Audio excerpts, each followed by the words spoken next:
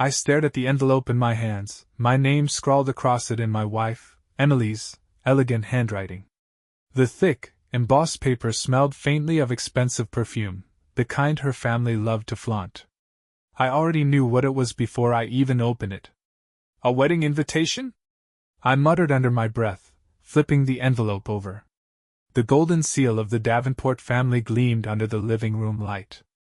My stomach tightened with unease. Emily walked into the room, her long auburn hair cascading over her shoulders, a hopeful smile playing on her lips. She was stunning, even after 5 years of marriage, but I knew that look all too well, the same one she wore whenever she was about to ask something I wouldn't like.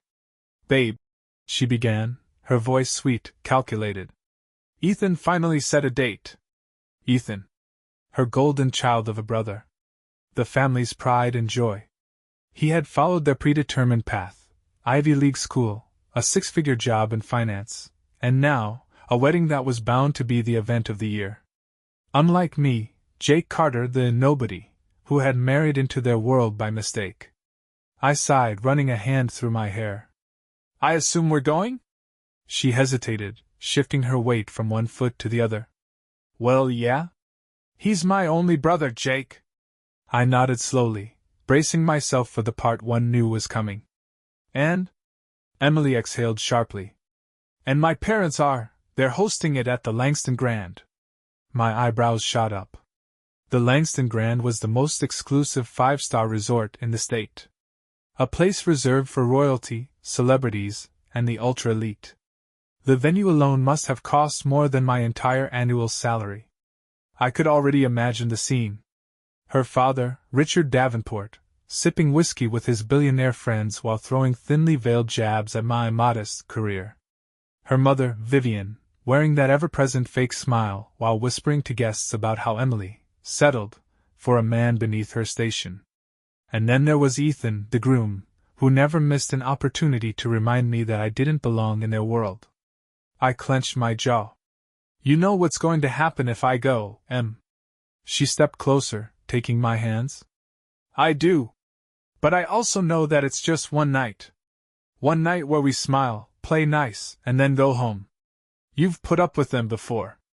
Put up with them. That was one way to describe it. The last family gathering ended with Richard laughing in my face after Emily's cousin asked me what I did for a living. "Oh, Jake? He works with his hands. Some construction business, right, son? Bet it's been a struggle keeping up with the economy." The entire room had chuckled like I was some kind of circus act. I looked at my wife, searching her eyes for some reassurance. "And what happens when they start their usual crap? What if they embarrass you in front of everyone?" Emily squeezed my fingers. "They won't. I promise. I need you there, Jake." Her voice wavered slightly, and I knew, despite everything, that I couldn't say no. Not to her. I sighed. "Fine. But if your dad so much as breathes in my direction, I swear."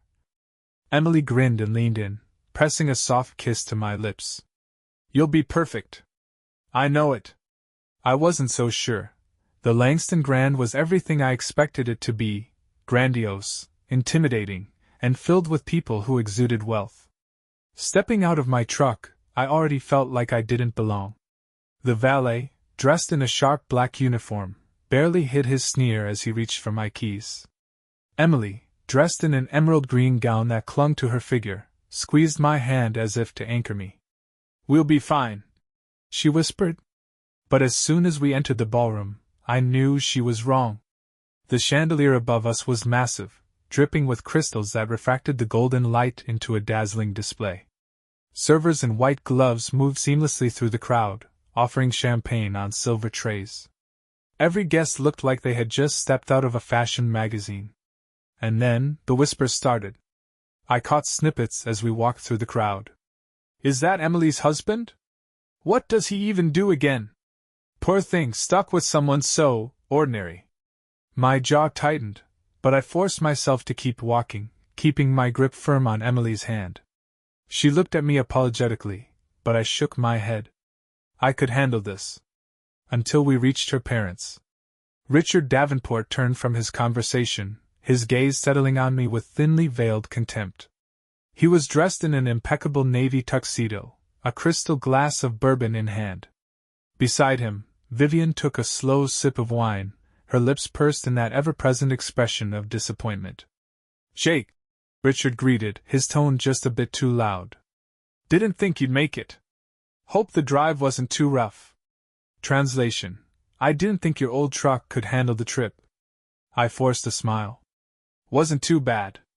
Traffic was worse than expected." He chuckled, shaking his head. "Ah, yes. The struggles of, working-class folks." My fingers clenched into fists, but I exhaled slowly. "One night. Just one night." Vivian sighed dramatically. "Emily, darling, you should have come earlier. Ethan's guests have been mingling for hours." Her eyes flicked to me, then back to her daughter. "Alone." Emily stiffened beside me. "We're here now, Mom." Richard swirled his drink. "Jake, tell me, how's business?" "Still." He paused, smirking. "What was it again? Building houses?"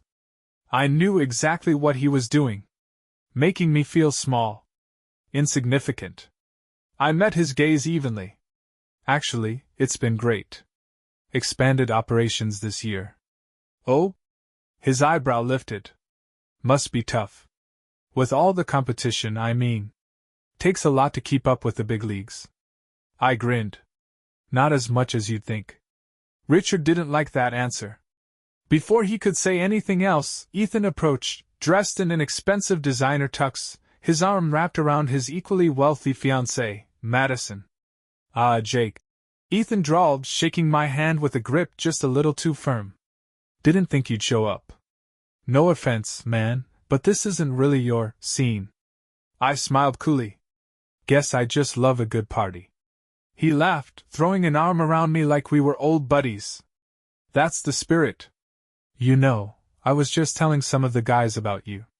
I braced myself.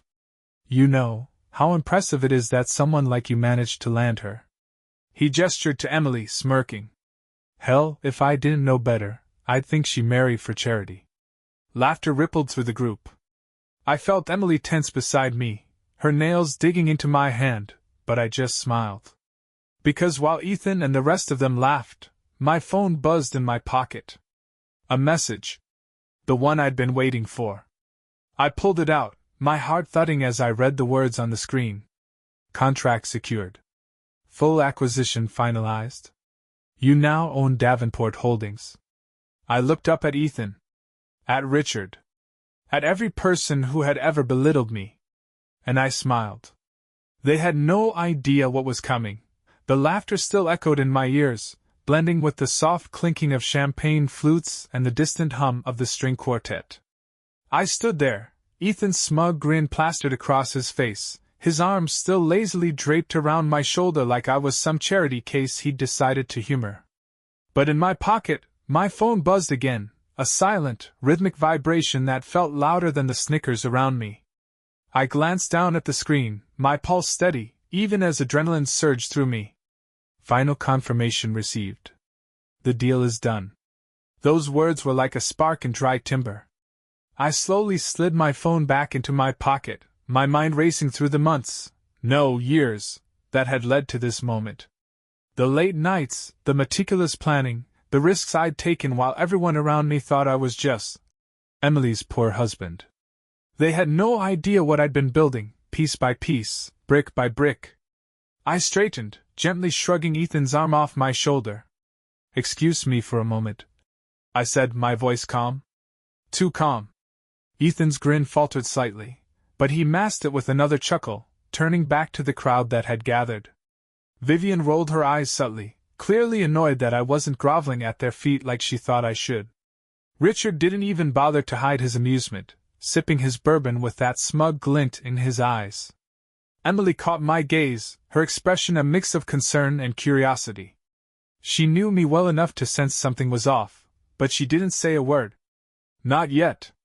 I stepped away, weaving through the crowd of perfectly dressed strangers, their conversations a blur of empty pleasantries and thinly veiled arrogance. I reached the balcony overlooking the city, the lights below flickering like distant stars. The cool night air hit my face, grounding me. I pulled out my phone again and made the call. It rang twice before a familiar voice answered. "Jake, it's done," said Robert Langston, my business partner and one of the sharpest minds in real estate. "Davenport Holdings is officially under your control. Congratulations, boss." "Boss." I let the word settle, a slow smile creeping onto my face. "Thanks, Rob," I replied, my voice low but steady. "Make sure the announcement goes public within the hour." "You got it." I ended the call, slipping the phone back into my pocket. I wasn't just Jake Carter, the nobody husband anymore. I was the man who now owned the very company Richard Davenport built his empire on, the same empire he'd used to belittle me, to make me feel small. But not anymore. I turned back toward the ballroom, the soft glow of chandeliers casting golden reflections on the polished marble floors. As I re-entered, the laughter hadn't died down. If anything, it had grown louder, like the universe was setting the stage for what was about to come. Ethan was in the center of it all, holding court like the self-appointed king he believed himself to be. Vivian stood nearby, her glass of wine poised delicately between her fingers, and Richard. Richard was still at the bar, surrounded by men in tailored suits, their laughter sharp and hollow. I walked straight toward them, my heart steady, my mind razor-sharp. "Jake," Ethan called out, spotting me first. "Back already? Thought maybe you were going to escape before we made you dance or something." More laughter. But I just smiled. "Actually," I began, my voice carrying just enough to draw attention. "I needed to take an important call. Business, you know how it is." Richard snorted, not even bothering to hide his disdain. "Business, huh? Must be nice having time for that between. What was it you do again? Fixing drywall?" A few chuckles erupted around him. I didn't flinch. "No, not drywall," I replied casually. "Real estate acquisitions, mostly." Ethan raised an eyebrow. "Acquisitions? Didn't know you'd upgraded from hammer and nails to corporate buzzwords." Vivian sipped her wine, clearly bored. "Jake, darling, it's sweet that you try so hard, but there's no need to pretend. We all know where you stand." "Do you?" I asked softly, tilting my head. Something in my tone made Emily step forward, her hand lightly brushing my arm. She didn't say anything, but her touch was grounding, a silent question in her eyes. I reached into my pocket, pulling out my phone one last time. I opened the news app, refreshed the page, and turned the screen toward Richard. "Maybe you'd like to see this." Richard squinted at the screen, his expression slowly shifting from amusement to confusion. Then disbelief. His hand trembled slightly as he grabbed his reading glasses from his pocket, sliding them on as if that would change what he was seeing. The headline was bold, impossible to miss. "Davenport Holdings acquired in landmark deal, new ownership announced." Underneath it, my name. His face drained of color. Vivian leaned in, her wine glass frozen halfway to her lips. Ethan snatched the phone from his father's hand, his eyes darting across the screen, his jaw slackening with each word. Emily covered her mouth with both hands, her eyes wide with shock. Silence. A thick, suffocating silence settled over the room as the realization rippled through the crowd. Conversations halted mid-sentence. Glasses paused mid-air. People turned curious, their gazes shifting from the Davenport family to me, the man they had mocked, dismissed, and belittled. Richard finally found his voice, though it was barely more than a whisper. This is some kind of joke." I took my phone back, tucking it into my pocket with deliberate ease. "No joke," I said quietly. "As of an hour ago, I own Davenport Holdings. Every asset, every subsidiary, every contract. Including the very company you've been bragging about all night." Ethan's face twisted with disbelief. "But how? You're just the poor husband?" I finished for him, my smile never wavering. "Guess you were too busy looking down on me to notice what was happening right under your nose." The weight of my words hung in the air, heavy and undeniable. Richard stumbled back, gripping the edge of the bar for support. Vivian's glass slipped from her fingers, shattering on the floor. Ethan's mouth opened and closed like a fish gasping for air, but no words came out. Emily. Emily just stared at me, tears welling in her eyes, not of sadness, but something else. Pride. I took a step closer to Richard, my voice low enough for only him to hear.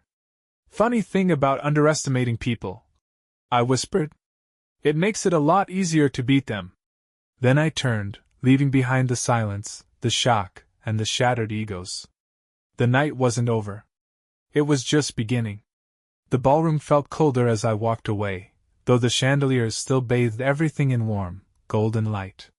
The hum of the string quartet continued, oblivious to the chaos I'd left in my wake. But the people weren't oblivious. I could feel their eyes burning into my back, curious, shocked, and for some, even embarrassed. Their laughter had died. The mockery silenced. All that remained was the uncomfortable rustle of whispers spreading like wildfire through the crowd. Emily caught up with me just as I reached the side hallway leading to the terrace. Her heels clicked rapidly against the marble floor, her breath quick as she grabbed my arm. "Jake," she whispered, her voice trembling. What did you just do?" I turned to face her. The woman I'd loved for years, standing there in that emerald green dress, her eyes wide, not with fear, not exactly. Just disbelief. I softened my tone. "I did what I've been working toward for the past 2 years. I took control of Davenport Holdings." She blinked rapidly, her grip on my arm tightening. "But why didn't you tell me?" I sighed, running a hand through my hair. "Because I needed to. If I'd told you, it would have slipped. Not because you can't keep a secret, but because you still cared about how your family viewed me. You would have tried to protect me from them, and that would have ruined everything." Her eyes glistened with unshed tears, not from sadness, more like the weight of everything hitting her at once. "Jake, you could have trusted me with this." I gave her a sad smile. "I did trust you. That's why I didn't want to put you in a position where you'd have to choose." Before she could respond, footsteps echoed behind us. Heavy. Purposeful. I didn't need to turn to know who it was. Richard Davenport. "Jake!" His voice barked, sharp like the crack of a whip. I turned slowly, meeting his gaze. The smugness was gone, replaced by something raw and unfamiliar, panic mixed with disbelief. His face was flushed, a vein pulsing visibly at his temple. "Tell me this is some kind of stunt," he growled, stepping closer. "A publicity trick. Because if you think you can embarrass me in front of my family—" I cut him off with a quiet, calm voice. "It's not a stunt. The contracts are signed. The board approved the sale unanimously. Your shares? Bought out by your partners, who sold them to me." His jaw clenched so tightly I thought it might snap. "That's impossible. I would have known." I took a slow step toward him, standing just inches away now. "You would have, if you weren't too busy looking down your nose at everyone who wasn't you. Including me." For a moment, we just stared at each other, the tension thick enough to cut with a knife. I could see it in his eyes, that desperate scramble for control, for power. But he had none left. "You think this makes you better than me?" he spat. "You're still nothing. Money doesn't buy class, Jake." I chuckled softly. "No, it doesn't. But apparently it buys everything else you thought made you superior." His face darkened, and for a brief second, I thought he might actually hit me. But he didn't. He just stood there, shaking with rage, realizing there was nothing he could do to undo what had already been done. Emily stepped between us, her hands outstretched. "Dad, stop." Richard's eyes flicked to her, and for the first time in years, he looked genuinely powerless. "This isn't just about business," he growled. "You're trying to destroy me." I shook my head. "No, Richard. I didn't have to destroy you. You did that all on your own. I just picked up the pieces."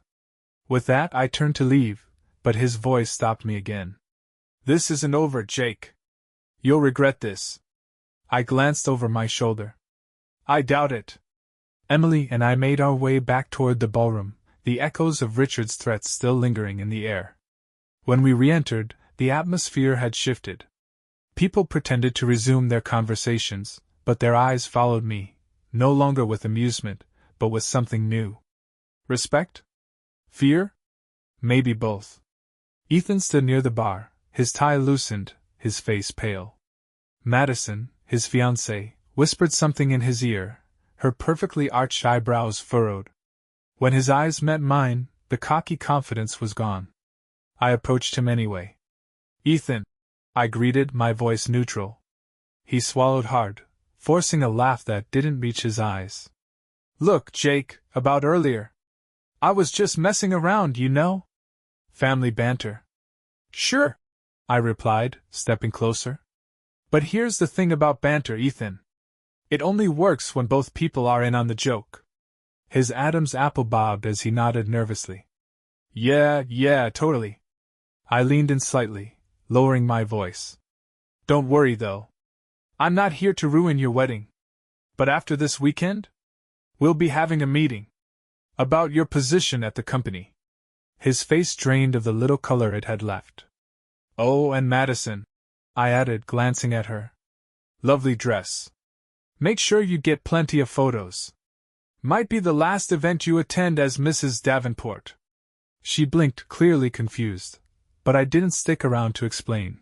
Back in our hotel suite, Emily sat on the edge of the bed, staring at the floor. I poured myself a glass of whiskey and sat across from her. "Are you okay?" I asked gently. She nodded slowly. I never realized how blind I've been. To them. To you." I took a sip of my drink.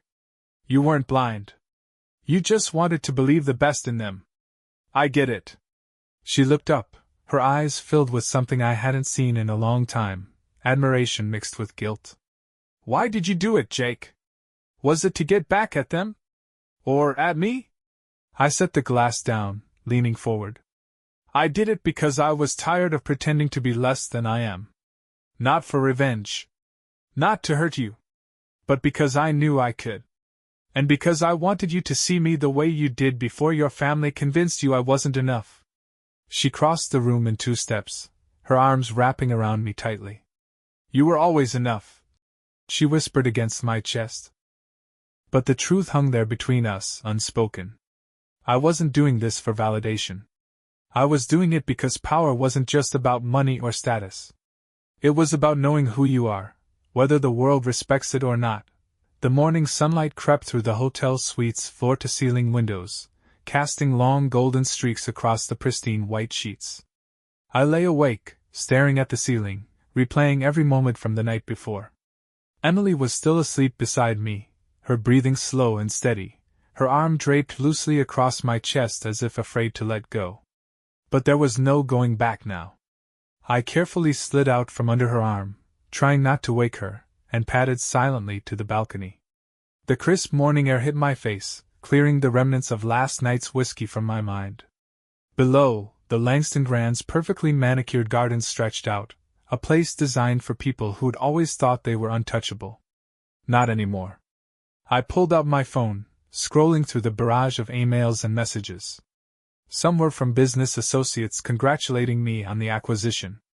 Others were from reporters trying to secure interviews. But one message stood out, a simple text from Robert Langston.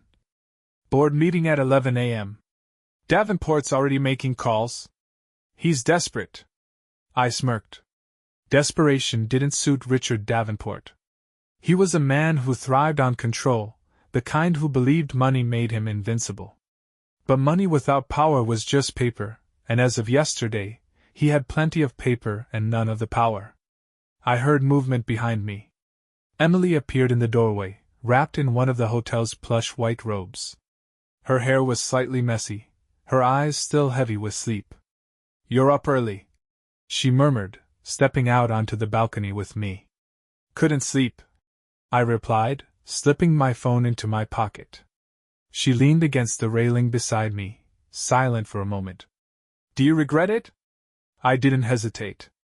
"No." She nodded slowly, staring out at the horizon. I don't know what happens now. My family, they're not the type to let things go. I turned to face her, my hand gently brushing her cheek. I didn't do this to start a war, Emily. I did it because it was the right move for the company. Your family just happened to be in the way. She gave me a small, sad smile. It's funny. I used to think they were untouchable. Like they existed on some higher level I could never reach. And now I'm married to the man who took everything from them. I didn't respond. There was nothing left to say. By 10:45 a.m., I was standing in front of the Davenport Holdings headquarters, a towering glass structure that screamed wealth and prestige. I'd walked through these doors before, but always as an outsider, the +1 to Emily's family events. Today was different. I wasn't just a guest anymore. I was the owner. The receptionist barely masked her surprise when I walked in, her eyes darting to the nameplate behind her that still read, Richard Davenport, CEO. That would be coming down soon enough. I took the elevator to the top floor, the doors opening to reveal a long corridor lined with framed photos of Richard shaking hands with politicians, celebrities, and business moguls. Each picture was a testament to the empire he built, a shrine to his ego. At the end of the hall was the boardroom, its glass walls offering a panoramic view of the city. Inside, the board members were already seated around the massive oak table, murmuring quietly. Robert Langston sat near the head, his sharp suit and sharper smile a comforting presence. Richard was there too, of course. He stood as I entered, his face a mask of forced civility, but his clenched jaw betrayed him. Ethan was seated beside him, his usual arrogance replaced with something closer to dread. I took the empty seat at the head of the table, the seat Richard used to occupy. Let's get started, I said, my voice calm and steady. Richard didn't waste time. This is a hostile takeover, Carter. You manipulated the board, bought out shares behind my back. That's business, I cut in smoothly. You should know that better than anyone. His face reddened. You think you can just walk in here and run my company? You have no idea how this business works. I leaned forward slightly, resting my forearms on the table. Actually, I do. I've been studying Davenport Holdings for years. I know your revenue streams, your liabilities, your offshore accounts. I know your employees better than you do. And I know that under your leadership, this company has been bleeding from the inside out while you were too busy hosting galas and polishing your image. Murmurs rippled through the boardroom. A few members exchanged looks, clearly aware of the truth in my words. Richard slammed his hand on the table. You arrogant little. Careful, I said quietly, my eyes locking with his. You're not in charge here anymore. The silence that followed was deafening. Robert cleared his throat. Moving on. Today's agenda includes appointing a new CEO. Richard opened his mouth to protest, but I beat him to it. I nominate myself, I said simply. The vote was swift. One by one, the board members raised their hands. Richard didn't even get a chance to vote. When it was over, I stood, buttoning my suit jacket. Thank you for your confidence. I'll be meeting with each of you individually over the next few weeks to discuss strategy. As for Mr. Davenport, I turned to Richard, whose face was a portrait of fury barely contained. You'll be stepping down immediately. Your office will be cleared out by the end of the day. Richard's hands clenched into fists. You think this is over, Carter? I built this company. You're nothing without me. I gave him a slow smile. We'll see. When I returned to the hotel, Emily was waiting. She stood as I entered, her eyes searching mine for answers. How did it go? She asked softly. I loosened my tie, exhaling slowly. It's done. Your father's out. She nodded, sitting down on the edge of the bed. I thought I'd feel something. Angry. Sad. But I don't. I just feel empty. I sat beside her, our shoulders touching. You don't owe him anything, Emily. He never saw you, or me, for who we really are. Just for what we weren't. She turned to me, her eyes glistening. And who are you, Jake? I took her hand, intertwining our fingers. I'm the same man you married. The only difference is now the world knows it too. She rested her head on my shoulder, and for the first time in a long time, there were no words left to fill the silence. And that was okay. Because sometimes, victory doesn't need to be loud. Sometimes, it just needs to be complete. The days following the boardroom coup were a whirlwind. Headlines dominated the business pages. Jake Carter takes control of Davenport Holdings in shock acquisition. Richard Davenport ousted in hostile takeover. Is this the end of an era? I'd become the man everyone wanted to meet, the underdog turned corporate king. But beneath the media frenzy, the reality was far more complicated. Taking control was easy compared to what came next. Power has a price. And I was starting to feel it. Emily and I sat across from each other in the hotel suite, the distance between us more than just the coffee table separating our chairs.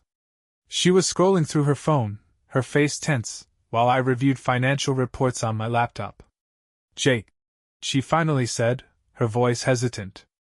My mom called. I didn't look up. What did she want? She wants to have dinner. Just us. No business talk. I sighed, closing the laptop. Vivian doesn't do anything without an angle.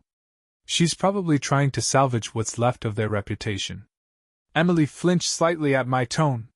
She's still my mother. I leaned back in the chair, rubbing my temples. I know. But don't expect her to change overnight just because everything else did. Emily set her phone down, frustration flashing in her eyes. Not everything had to change, Jake. You're not the same person you were a month ago. I stared at her, trying to process the sting in her words. What's that supposed to mean? She stood pacing. I mean, you've been distant. Obsessed with work. With winning. I get it, you fought for this. But at what cost? I didn't respond immediately. Maybe because I didn't have an answer. Or maybe because I wasn't ready to admit she was right. Later that day, I arrived at the Davenport Holdings headquarters for my first official meeting as CEO. The receptionists greeted me with forced smiles, their politeness laced with thinly veiled curiosity, or maybe fear. Richard's absence was like a phantom lingering in every corner of the building. His name had been stripped from the office door, but his presence lingered in the nervous glances of employees, in the awkward silences when I entered a room. I stepped into what used to be his office, a sprawling space with floor-to-ceiling windows overlooking the city. The leather chair behind the mahogany desk felt foreign as I sat in it, like trying on someone else's skin. A knock on the door broke the silence. Robert Langston entered, his expression unreadable. Settling in? I shrugged. Trying to. He took a seat across from me, sliding a manila folder onto the desk. You should see this. It's from our legal department. I opened the folder, scanning the documents. Lawsuits. Multiple. Richard was coming after me through every legal loophole he could find, challenging the acquisition, claiming breach of fiduciary duty, even accusing me of corporate espionage. Desperate moves from a desperate man. I closed the folder slowly. Let him try. Robert nodded, though his expression remained cautious. Revenge is a hell of a motivator, Jake. Just make sure you don't let it consume you. I didn't respond. Because deep down, I wasn't sure if it already had. Against my better judgment, I agreed to have dinner with Vivian. We met at an upscale restaurant, her choice, of course. She was already seated when I arrived, dressed impeccably in a designer suit, her pearls resting perfectly against her collarbone. Jake, she greeted with a cold smile. You're looking successful. I took my seat, not bothering with small talk. Why am I here, Vivian? She sipped her wine delicately before answering. Because I know you're smart enough to realize that business isn't just about numbers. It's about relationships. And despite everything, we're family. I laughed softly. Family? That's rich coming from you. Her smile didn't falter. Think what you want. But you've made enemies, Jake. Powerful ones. You might control Davenport Holdings now, but that won't last if you're isolated. I leaned forward, my eyes narrowing. Is that a threat? Of course not. she replied smoothly. It's advice. You've won the battle, but the war isn't over. Richard won't stop until he's destroyed you, or until you destroy yourself trying to fight him.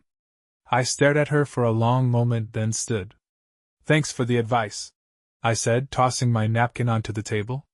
But I didn't come this far to play it safe. Her voice followed me as I walked away. Just don't forget who you were before all this. Because that man? He's the only reason Emily ever loved you. Back at the hotel, Emily was waiting. She could tell something was wrong the moment I walked in. How was dinner? She asked quietly. I didn't answer. Instead, I poured a glass of whiskey and sat down, staring at the amber liquid swirling in the glass. Emily approached, kneeling beside my chair. Jake, talk to me. Please. I looked at her, really looked at her, for the first time in weeks. She wasn't the same either. The tension, the unspoken words, the distance, it was all there, etched into the lines around her eyes, in the hesitation of her touch. I don't know who I'm supposed to be anymore, I admitted softly. Her hand found mine, squeezing gently. Be the man I married. The one who fought for what mattered, not just for what he could win. I wanted to believe it was that simple. But power changes people. And I wasn't sure I could undo what I'd become. The next morning, my phone rang before dawn. Robert's voice was sharp, urgent. Jake, you need to come to the office. Now. I threw on clothes and rushed out, my heart pounding. When I arrived, he was waiting in the lobby, holding another folder. His face was grim. What's going on? I demanded. He handed me the folder silently. I opened it, my eyes scanning the documents inside. Evidence. Fraud. Embezzlement. Not from Richard. From Ethan. Millions siphoned off through shell companies, hidden accounts, falsified reports. And my name was on some of the paperwork. Jake, Robert said quietly. He's setting you up. My blood ran cold. The war wasn't over. It had just begun. I stood there, frozen, the folder in my hands like a loaded weapon pointed straight at me. The words on the pages blurred as the blood pounded in my ears. Fraud. Embezzlement. Shell companies. My name scattered across the documents like fingerprints at a crime scene. How? I managed to choke out, my voice lower than a whisper. Robert Langston's expression was grave. His jaw clenched as he ran a hand through his neatly combed hair. Ethan's been planning this for a while, Jake. These documents, they're meticulous. It looks like you've been laundering money through Davenport Holdings since the acquisition. I dropped the folder on the sleek glass table in the conference room, my hands trembling, not from fear, but rage. He set me up, I muttered, pacing the room. That arrogant little... Robert cut me off, his voice sharp. Jake, this is serious. We're not talking about office gossip. If this gets out, you're looking at indictments, federal investigations, possible prison time. Your name, your reputation, your company, gone. I stopped pacing, my chest heaving. How the hell did he even manage this? I've had eyes on every financial report since the day I took over. That's the thing, Robert replied, rubbing his temples. He's been working with someone on the inside. These transactions were hidden beneath legitimate ones, buried so deep even the auditors missed them. I swallowed hard. The pieces started falling into place.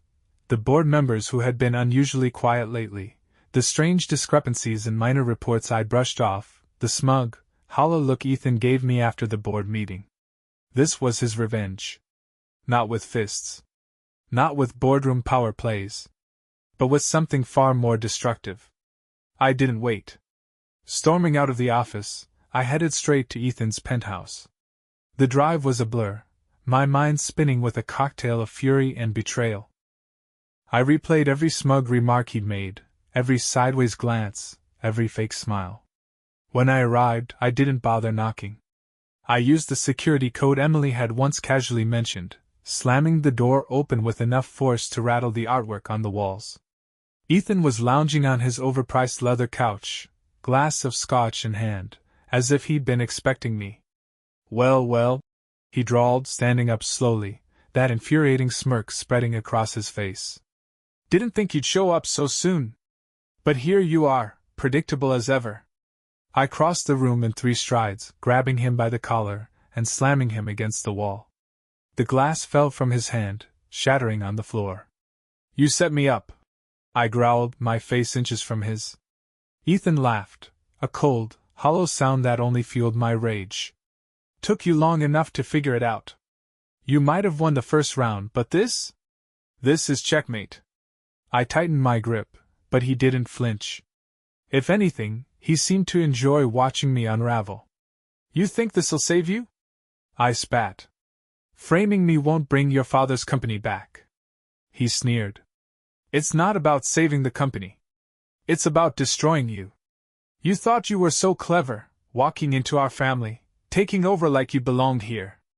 But you never did. You were always just temporary." I shoved him hard, sending him sprawling to the floor.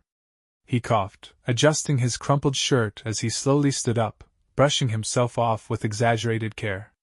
"You're going to rot for this," I hissed. Ethan smiled, his teeth stained faintly with blood from a split lip. "No, Jake. You are." The next morning, it hit the news. Davenport Holdings CEO under investigation for fraud, millions missing in embezzlement scandal. Jake Carter's fall from grace, from business king to suspect in financial scheme. My phone exploded with calls, reporters, lawyers, former colleagues, even old friends I hadn't spoken to in years. They all wanted the same thing, answers. But I had none. The world didn't care about the truth. It only cared about the headlines. I returned to the hotel, my mind numb. Emily was there, pacing the room, her face pale with worry. "Jake," she whispered the moment she saw me. "I saw the news. What's happening?" I slumped into a chair, burying my face in my hands. "Ethan set me up. He's been funneling money through the company, and now it looks like I'm the one behind it." She sat beside me, grabbing my hands, her eyes filled with a mix of fear and something else, doubt. "You believe me, right?" I asked, my voice barely more than a whisper. She hesitated. Just for a second. But it was enough. I pulled my hands away, standing up. "You don't." Tears welled in her eyes. "Jake, I don't know what to believe. This is all happening so fast." I laughed bitterly. "Yeah. Welcome to my world." She stood too, her voice rising. "Don't you dare turn this on me. I've stood by you through everything. But this is different. This could destroy us." I stared at her, feeling something inside me crack. "It already has." After Emily left, slamming the door behind her, I sat alone in the dark. The city lights flickered outside the window, mocking me. But then, something shifted. I wasn't going to be a pawn in Ethan's game. If he wanted a war, he was going to get one. I picked up my phone and called Robert. "Set up a meeting," I said coldly. "I'm going to burn everything he's built to the ground." Robert hesitated. "Jake, are you sure?" I stared out the window, my reflection barely visible against the city skyline. "I've never been more sure of anything in my life." The city never slept, but that night, it felt like the world had stopped just to watch me fall. I stared out of the hotel window, the faint glow of streetlights reflecting in the glass, mingling with my own hollow reflection. The man staring back at me wasn't the same person who'd walked into the Davenport family's world trying to prove his worth. That man was gone. Now, I was someone else. Someone who had nothing left to lose. Robert Langston's office was perched on the top floor of a sleek downtown skyscraper, its panoramic windows offering a view of the city I was determined to take back. I arrived just after dawn, my mind sharper than it had been in days. Rage had a way of sharpening focus. Robert stood as I entered, his face tight with concern. "Jake, you look like hell." I ignored the comment, dropping into the leather chair opposite his desk. "What do we have?" He slid a thick file across the desk. "Ethan's been careful, but not perfect. There are inconsistencies in the timelines of the transactions, tiny discrepancies, but enough to raise questions if we dig deep enough." I opened the folder, scanning the documents. Dates, numbers, account details. It was a web designed to trap me, but every web has a weak strand. We'll find something, I murmured. Robert leaned back, his fingers steepled. Jake, this isn't just about clearing your name anymore, is it? I looked up, meeting his gaze. No. It's about ending his. Back at the hotel, Emily's things were gone. The closet was half empty, her favorite scarf no longer draped over the chair, her perfume no longer lingering in the air. A note sat on the nightstand. I need time to think. Please don't call me. I crumpled the note in my fist, not sure if I felt angry or numb. Maybe both. But there was no time to dwell on it. Not when Ethan was still out there, believing he'd won. The first step was simple: find Ethan's weak spots.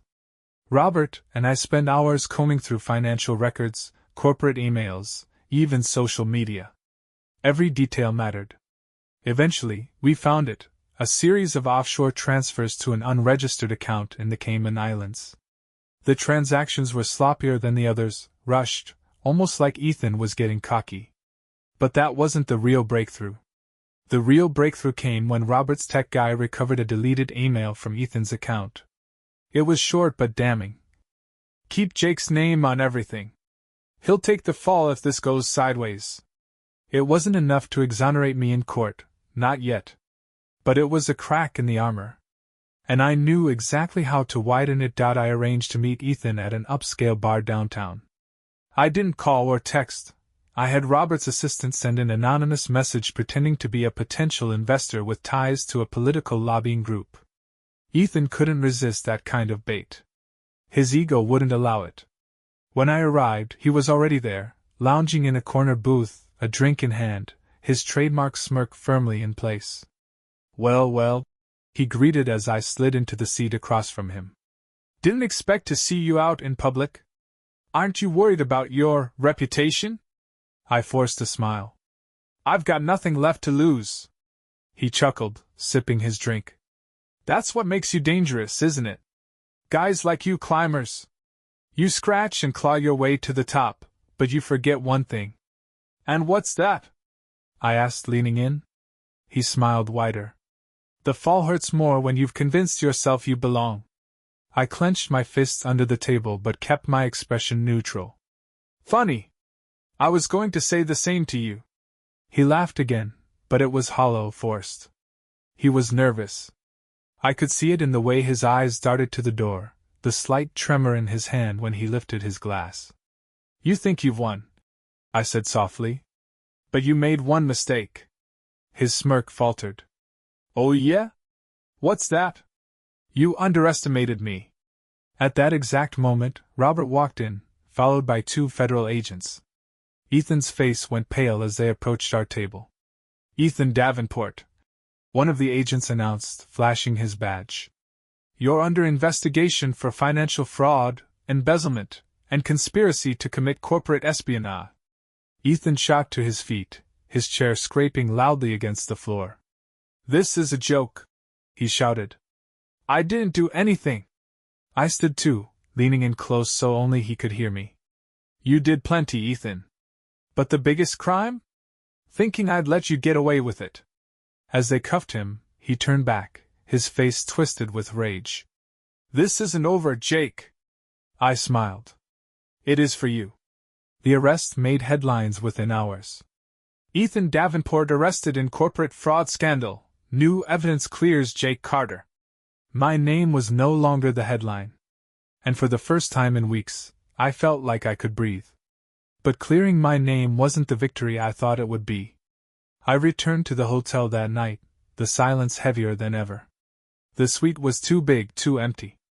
Emily was still gone. And I wasn't sure if she'd ever come back. As I poured myself a drink, my phone buzzed. A message. From an unknown number. You think it's over? It's not. R.D.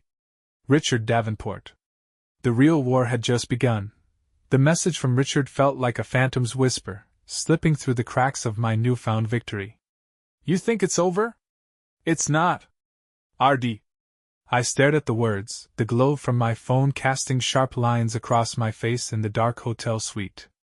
The glass of whiskey in my hand felt suddenly irrelevant, its warmth useless against the cold realization settling in my chest. Ethan had been a distraction. The real enemy was still out there, waiting. Watching. Richard Davenport wasn't the type to lick his wounds quietly. He'd been biding his time, lurking in the shadows while I battled his son. Now, with Ethan in custody and Davenport Holdings under my control, Richard had nothing left to lose. And men with nothing to lose are the most dangerous. The next morning, I met Robert at the office. His tie was slightly loosened, and dark circles framed his sharp eyes. The weight of the past few weeks had taken its toll on both of us. I slid my phone across the table, the message from Richard displayed. Robert read it, his face tightening. "So, the old man's back in play." "Looks like it," I replied. "And I doubt he's sending me cryptic texts for fun." Robert leaned back in his chair, exhaling slowly. "We've neutralized Ethan, but Richard's a different beast. He's connected, Jake. Politicians, corporate sharks, offshore accounts. He didn't build his empire by playing fair." I knew that. Hell, part of me had been waiting for this moment. The quiet after Ethan's arrest had felt too calm, like the eerie stillness before a storm. And now the storm was here. After the meeting, I found myself outside Emily's apartment. I hadn't heard from her since she'd left the hotel, her absence a constant ache beneath the adrenaline of my battles with the Davenports. But now that the dust was settling, or maybe shifting, I realized how much of my life had become about winning, not about us. I knocked, the sound echoing down the empty hallway. No answer. I knocked again, harder this time. The door opened a crack, and there she was, Emily. Her eyes were tired, her face void of makeup, the dark circles under her eyes mirroring my own. She didn't say anything. Neither did I. I just stood there. After a long, heavy pause, I finally found my voice. "I cleared my name." She nodded slightly. "I saw." I waited for her to say more, but she didn't. So I filled the silence. "Ethan's in custody. The company's mine. I should feel something. But I don't." Emily's eyes softened, but she still didn't open the door any wider. "Because it wasn't about the company, Jake. It was about them. About proving you were better." "I am better," I shot back, the words sharp. Too sharp. She flinched slightly, and I regretted it instantly. I ran a hand through my hair, trying to steady my breath. "I'm sorry. I didn't come here to argue. I miss you." She stared at me for a long moment, then whispered, "I don't know who you are anymore." Before I could respond, she closed the door.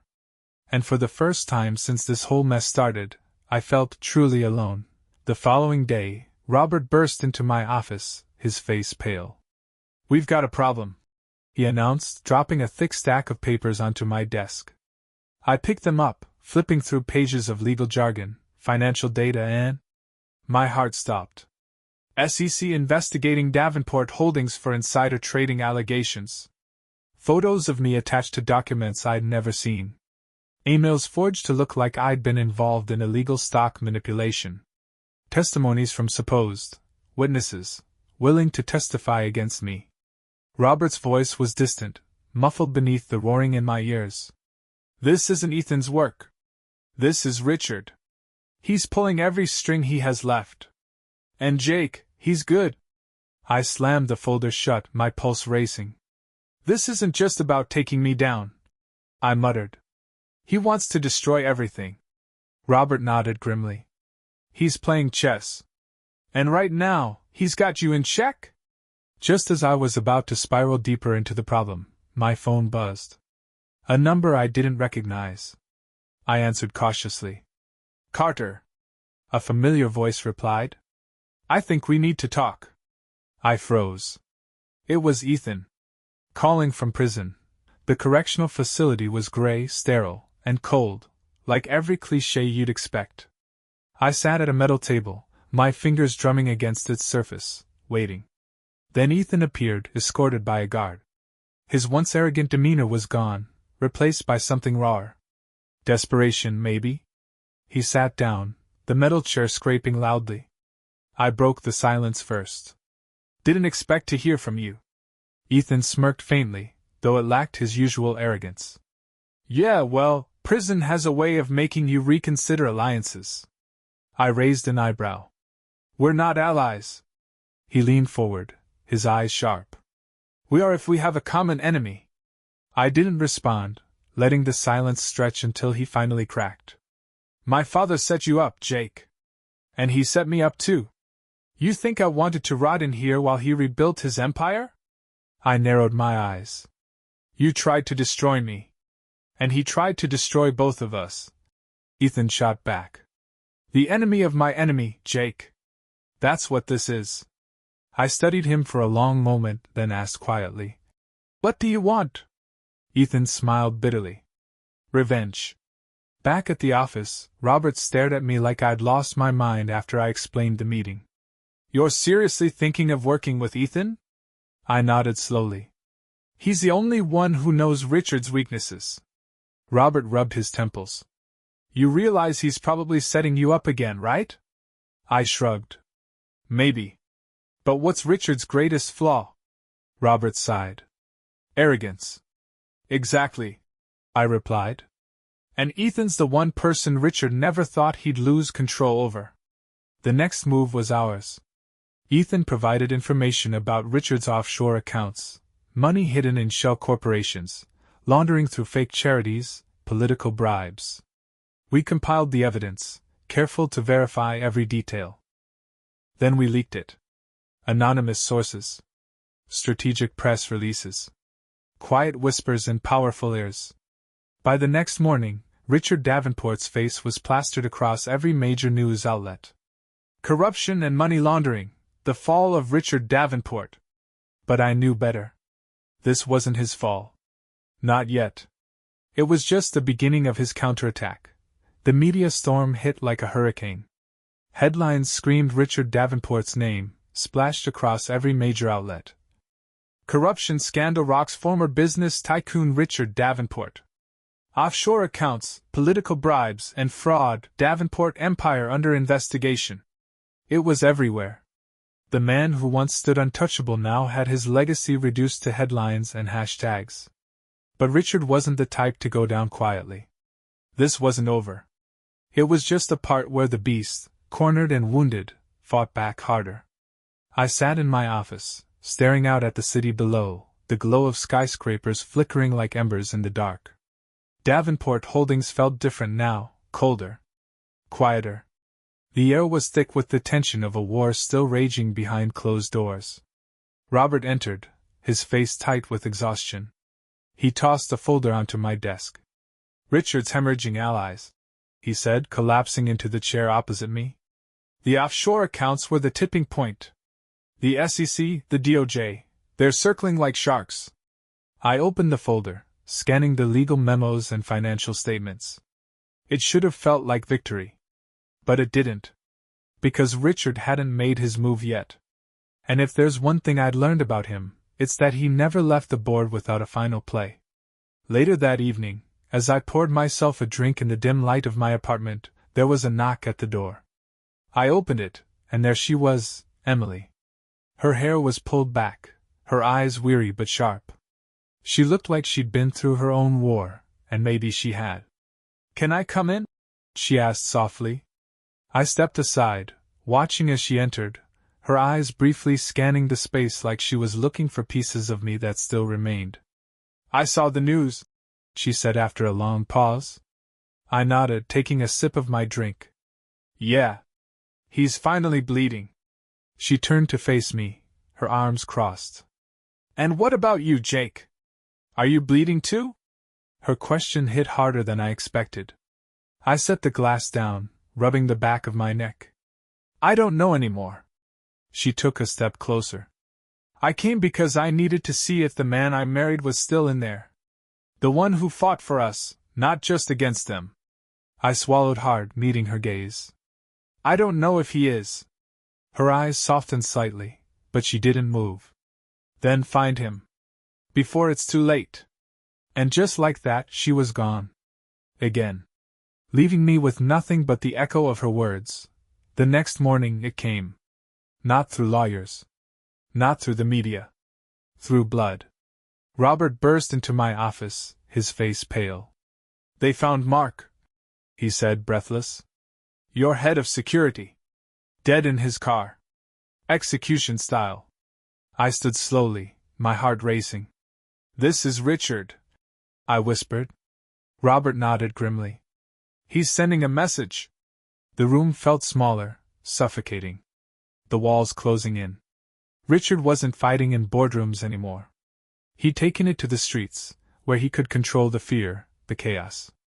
I wasn't just battling a man. I was battling a monster. Desperate for answers, I met Ethan again, this time in a secured holding facility. He looked worse than before, dark circles under his eyes, a bruise forming along his jawline. He's escalating, I said, dropping into the chair across from him. Ethan gave a hollow laugh. Of course he is. You've cornered him. He'll burn the whole city down before he lets you win. I leaned forward. Then tell me how to stop him. Ethan's smirk faded. He stared at me for a long time before speaking. There's one thing he cares about more than power, he said quietly. Leverage. I frowned. What do you mean? Ethan glanced around, lowering his voice. He has files, blackmail on everyone. Politicians, CEOs, judges. Hidden somewhere offshore. That's how he stayed untouchable for so long. He doesn't just own companies. He owns people. My blood ran cold.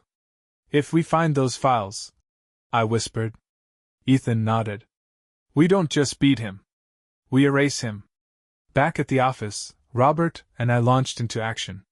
We assembled a small team, trusted analysts, digital forensics experts, private investigators. The goal, find Richard's leverage. Weeks passed in a blur of late nights, encrypted emails, and covert surveillance. We traced shell companies, offshore accounts, secret properties. And then we found it. A private server, hidden in an estate in the Cayman Islands. Encrypted beyond belief. But not untouchable. As we prepared to breach the server remotely, my phone buzzed. Unknown number. I answered, my heart racing. Richard's voice was calm, controlled. Jake, he said smoothly. You've been busy. I didn't respond. He chuckled softly. You really think you can beat me? You think you're the first person who's tried? I gripped the phone tighter. You're done, Richard. It's over. Another laugh. Oh, I don't think so. Because you see, I have something you care about. My heart stopped. He sent a photo. Emily. Bound and gagged, fear in her eyes. My knees buckled slightly. You want to win, Jake? Richard whispered. Come find me. The line went dead. And the real endgame began. The photo burned in my mind, a grainy image of Emily, bound, her eyes wide with fear, her mouth gagged with a strip of fabric. She was in an unfamiliar room, dimly lit, with concrete walls and a single chair. Richard had her. I stood frozen in my office, the cold realization sinking in like ice through my veins. This wasn't a business rivalry anymore. This wasn't about power, revenge, or money. This was personal. And Richard Davenport had made his final mistake. Robert stormed into my office moments after I slammed my phone down, the crack of glass splintering beneath it. What happened? He barked, eyes flicking to the broken phone. He has Emily. I growled, my voice trembling, not from fear, but rage. Robert's face went pale. Richard? I nodded, pacing like a caged animal. He sent me a photo. She's tied up somewhere. He wants me to come to him. Robert hesitated, then spoke carefully. Jake, this could be a trap. I don't care. I snapped. I'm going after her. But Robert wasn't done. You go in alone, and you're dead before you reach the door. We need a plan. We pulled every resource we had, analysts, private investigators, even a few off-the-books contacts Robert trusted. Richard's offshore properties were vast mansions, safe houses, warehouses across multiple countries. But one detail from the photo stood out: the bare concrete walls and a faint shadow of what looked like an industrial pipe. A warehouse.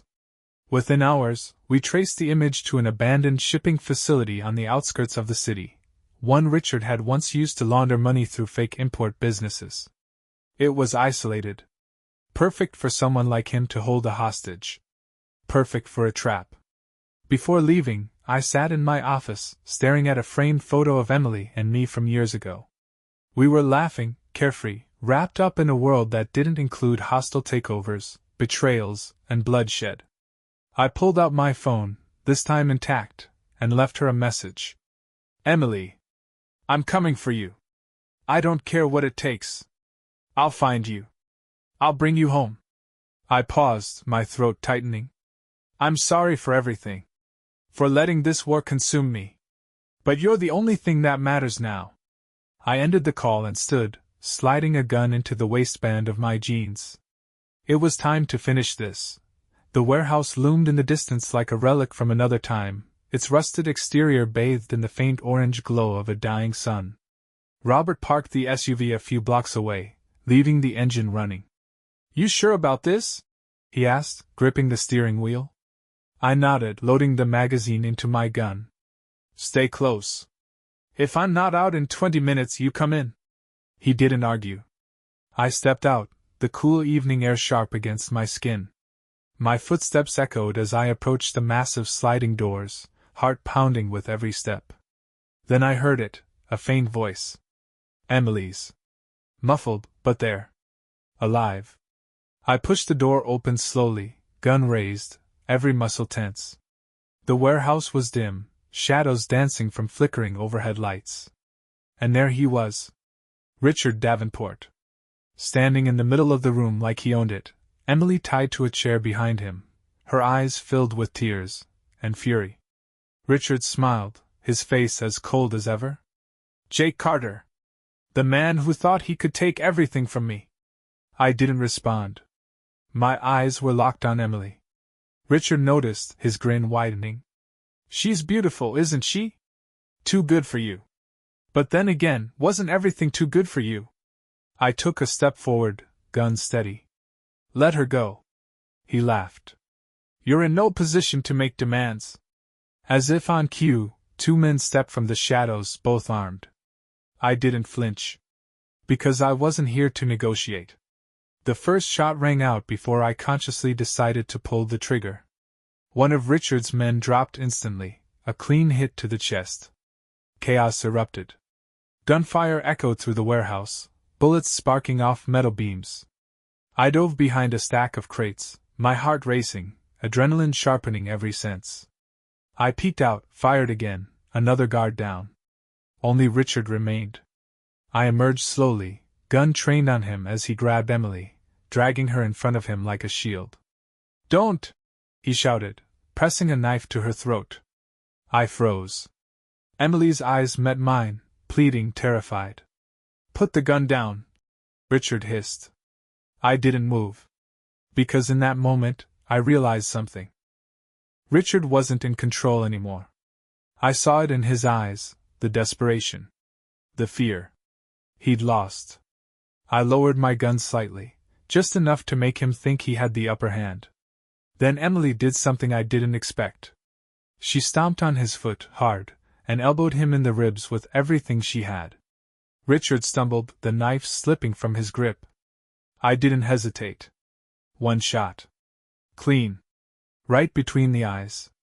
Richard Davenport collapsed to the ground, his empire crumbling with him. I rushed to Emily, untying her, pulling her into my arms as she sobbed against my chest. It's over, I whispered, holding her tighter than I ever had before. It's finally over. But was it? The world moved on quickly. Richard Davenport became just another headline, his crimes dissected by journalists and historians alike. Davenport Holdings was dissolved, its assets liquidated. As for me? I walked away from it all. No companies. No boardrooms. No battles. Just Emily and me, in a small house by the ocean. One evening, as we sat on the porch, watching the sunset, she reached for my hand. "Do you ever miss it?" she asked softly. I thought about it for a moment. The power. The war. The thrill. Then I looked at her. And smiled. "Not even a little,"